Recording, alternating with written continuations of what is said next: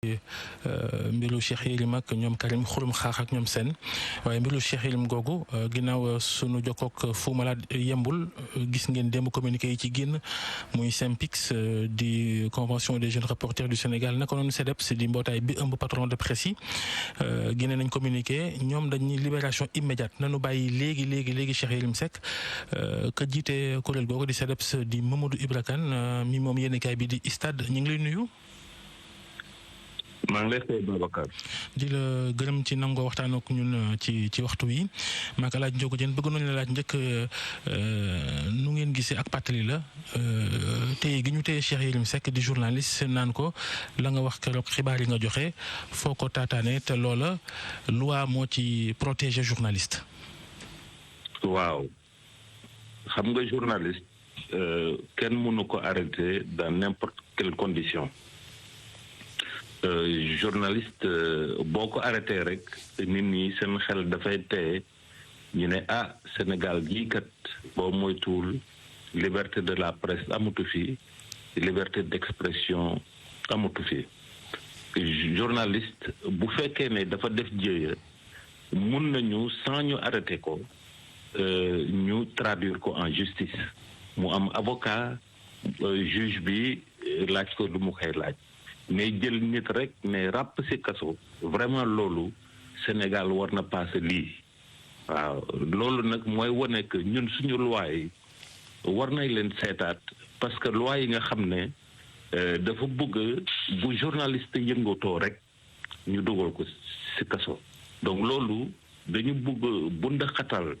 les journalistes et techniciens des médias boo dootu ñu ñemee wax ci yenn wax yi dégg nga loolu tekkiwul ne ñun journalistes yi dañu yaakaar ne nous sommes au-dessus de la loi déedéet am na tout un arsenal juridique bu nga xam ne état bi la justice dégg nga dina mun a interpeller ay journalistes mais vraiment jël nit ki gendarmerie nationale donc bi nga xam ne moom la tuumaal gendarmerie nationale moom ci boppam di def enquête ci journaliste bi. di fajal boppam. waaw di fajal boppam vraiment loolu Sénégal war nañu passé fii quoi war nañu xam ne que xam fitna baaxul ci réew parce que nga jël sa borom kër nga tëj ko vraiment loolu lu ñaaw la loolaa tax ñun ñu laajte libération immédiate parce que. La voie judiciaire dégg nga mu mënoon na nekk d'une autre manière pour ñu bañ a jël doomu aadama di ko tëj noonu di ko bunda xatal ba pare di bunda xatal nag journaliste Sénégal yépp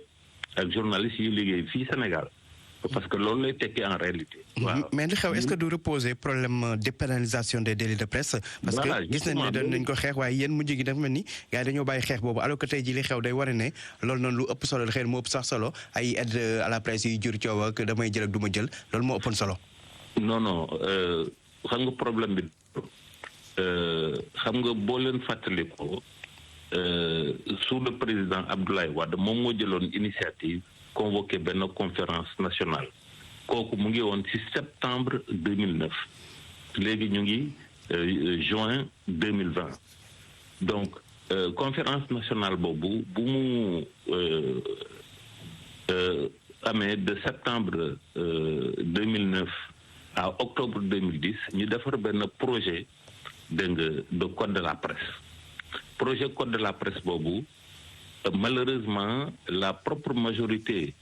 du président Abdoulaye Wade nangu ko voté bu ñu amee président bu bees la nouvelle majorité présidentielle également nanguwul voté le projet de code de la presse bu nga xam ne c'était un code de la presse consensuel léegi le président Macky Sall daal di bindaat complètement le projet de code de la presse toute la partie bu nga xam ne dañu changé woon les peines privatives de liberté ñu commuer leen en sanction donc administrative et financière loolu yëpp président de la République daal di koy changé waat dégg nga daal di réintroduire ay sanctions pénal yi nga xam ne ñoo gën a diis sax lu fi jokkoon a nekk donc loolu si jamono ñun dénoncé nañ ko dégg nga teewul code de la presse bi am na ay aspects yi nga xam ne donc c'était des aspects positifs donc aspect positif boobu moom moo tax ñu nangu code de la presse bi maintenant nag affaire bi te processus la xeex la xeex du yem ci benn dégg nga il faut que les journalistes et techniciens sénégalais il faut que démocrates sénégalais yi il faut que les citoyens sénégalais ñu xam ne la presse dafa nekk composante essentielle de la démocratie dans un pays te presse nu mu gën a suuxee rek démocratie ci réew boobu dafay des donc tey affaire Yérim Seck bi ak ñeneen wane na que suñu dispositif donc juridique bu nekk fii Sénégal sa dëgg-dëgg recul de la démocratie la wane parce que am na problème mu diffusion de fausses nouvelles am na secret défense soo bëggee enquêter ci benn affaire rek dégg nga te mu xaw a dëgër tuuti ñu ne attention ci secret défense la un journaliste ne peut pas en parler dégg nga mu am li nga xam ne ñu ngi koy wooye autorisation administrative astafurlah qui fermeture administrative d'un organe de presse loolu vraiment ñu ñaawlu ko woon jamono c'est-à-dire que benn préfet benn sous-préfet mun na ñëw tey ci RFM daal di tëj RFM donc ñu ne loolu vraiment c'est pas normal ni ñu ko waree def ci réewu démocratie mooy dañ koy dem laaj ko au juge bi daal di bu fekkee ne dañ war a tëj un organe de presse ñu tëj un organe de presse donc yooyu yëpp il est vrai que ci problème yooyu la ñu nekk mais démocratie Sénégal dafay avancer du problème mu journaliste rek problème mu citoyen yi la problème démocratique yi fii ci réew mi pour ñu ñaawlu li nga xam ne moo nekk ci code pénal moo nekk ci code de procédure pénale moo nekk mooy dafay wàññi doole journaliste te doole journaliste bu wàññee ko ci réew kenn dootu xam lu xew kenn dootu xam ñaawteef yi nga xam ne ay wala mbokk ci nguur gi le citoyen sénégalais dootul am moyen xam lan moo xaw fii ci dëkkam te loolu ñu ngi koy ñaawlu encore une fois. ci nguuru Macky Sall gi nag liñ ci gën a seetlu mooy nguur goo xam ni la defarul dara journaliste yi bëgg leen boole di tëj ak a jàpp fan yee génne ngeen communiqué di ñaawlu taxawaayu nguur gi jëmale ci bërëbu tasum xabaar yi ci réew mi aide à la presse bi niñ ko géré ak yeneen ak yeneen. waaw sa dëgg-dëgg nag vraiment président Macky Sall wax na volonté am en conseil des ministres pour dimbali journalistes yi mais pour le moment ñun waa presse ñun journalistes yi ñun techniciens des médias yi vraiment ñu ngi xaar mais xaar bi mu ngi bëgg a yàgg code de la presse bi ñu ngi ko voté le 20 juin 2017 tey ñu ngi le 17 juin 2017 ñetti at a ngi nii waa 2020 stafurla ñetti at a ngi nii bu ñu voté code de la presse malheureusement code de la presse moom rek tekkiwul dara code de la presse dafa ànd li nga xam ne moom la ñuy wooyee texte d'application yenn yi ay loi la yenn yi ay décret la yenn yi ay arrêté la ñu sur les 13 textes d'application yi ñu waroon jël yi nga xam ne ñoom ñoo jox consistance ñooy jox contenu au code de la presse benn lañ ci jël te benn arrêté la ñu jël te arrêté bi sax eggugul mooy arrêté instituant la commission de d'attribution de la carte de presse te commission boobu sax fu mu nekk nii liggéeyagul donc ñetti ataa ngi nii ñu ñi def ay promesses te promesses yooyu yëpp amu ci benn bu nga xam ne disons réaliser nañ. mais yéex yooyu lan moo ko waral ci wàllum texte d'application code de la presse bi lan moo xew boobu léegi parce que ñetti at bëri may ma tuuti rek non may ma tuuti rek s'il te plaît damay eggali sama lim bi parce que depuis 2012 ba léegi bu fi président Macky Sall nekkee ñun waa presse bi am nañu ay promesses yu ñu def mais dans les faits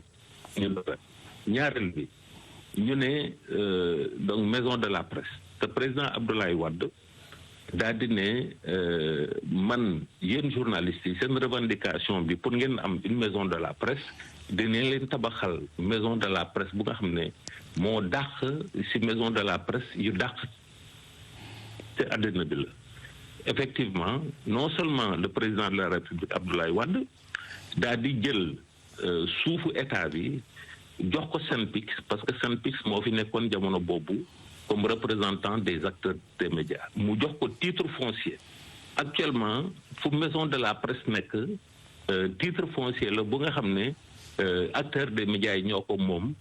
c'est au nom du SYNPICS donc mu commencé tabax bi ba tabax bi di waaj a egg entre-temps mu am de nouvelles élections présidentielles ñu daal di fal le président Macky Sall depuis bu ñu falee nag le président Macky Sall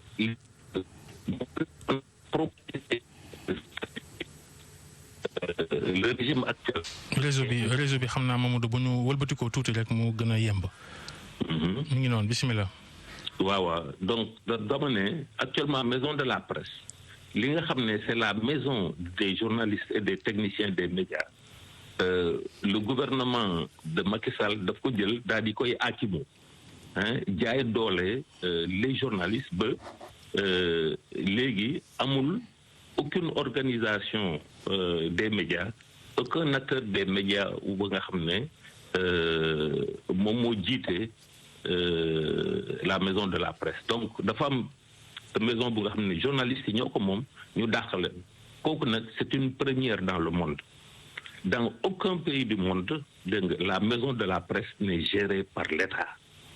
la maison de la presse est gérée par les journalistes loolu la ñu xam boo demee Côte d'Ivoire loolu moo fa am boo demee Mali loolu moo fa am boo demee Niger loolu moo fa am boo demee Bénin loolu moo fa am et cetera et cetera. léegi ci mbirum Cheikh Yérim Seck gi yi ngi fi sul yëpp am na solo mais Cheikh Yérim Seck gi moo gën a jàmp fi ñu toll nii bu weesoo communiqué bi ak li nga xam ne wax ngeen ko yëkkati ko ci kàddu ñu dégg ko balaa ñu koy sànq di koy yóbbu kaso yooyu lan ngeen fas yéene def ci ay action gaaw. waaw xam nga ñun nag ci démocratie la ñu nekk ñun suñu action yëpp ñu def c'est dans le cadre de la légalité donc am na moom ci boppam jël na donc avocat bi moom moo koy xawma encadré moom moo koy conseiller pour laajte ay liberté provisoire ak yooyu et cetera ñun tamit suñu bopp dinañ am suñu conseil juridique donc bu nga xam ne dina jàppale Cheikh Yérim Seck pour ñu xool naka lañ ko mën a génne kaso buñ koy topp ñu topp ko y a aucun problème là-dessus mais ñu bañ ko bund xatal ñu génnee ko de prison père de famille la comme ñëpp pour que buñ ko convoqué tribunal actuellement buñ lay tëj kaso dañuy ragal que nga daal di daw réew mi te xam nga fu mu nekk nii ñu ngi ak fermeture des frontières Cheikh Yérim Seck xam nañu adresse am dégg nga buñ ko convoqué dina mën a uyu d'autant que am na ay conseils yi nga xam ne aussi am nañu ay cabinet am nañu ay adresse ensuite bu fekkee ne ci mbirum ta procédure judiciaire bi la moom lenn rek lay aar mooy say source donc moom bu génnee su génnee prison du yàq dara ci enquête bi. loolu dëgg la en tout cas ñu ngi lay gërëm Mamadou Ibra Kane ci interview express bi ñu defal tey di wax ne yaa jiite CDEPS mbootaayu patron de presse yi jàngeen jëf mbokk yi. Faites confiance.